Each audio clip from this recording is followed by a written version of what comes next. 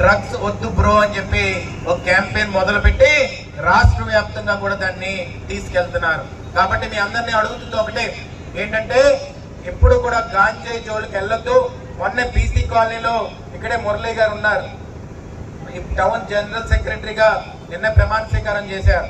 ఆయన నా దగ్గరకు వచ్చి, సార్ ఇక్కడ పాత బంగ్లా ఒకటి ఉంటుంది, ఆ బంగ్లాలో రాత్రి వచ్చి కూర్చొని గాంజాయి చేస్తున్నారు ఇదేనంటే విత్ ఇన్ 2 days లోని ఆ బంగ్లాను మొత్తం కూడా డెమాలిష్ చేసి పడేసాం.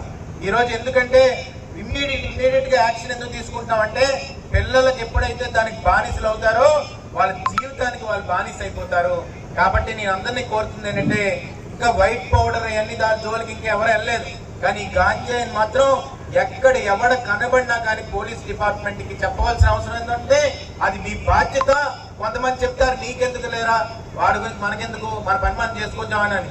కానీ నేను ఒకటే చెప్తుంది ఏంటంటే, మీరు డార్క్ స్పాట్ లో ఉండి ఎవరికి తెలియకుండానే మీరు ఫోన్ చేసి చెప్పొచ్చు.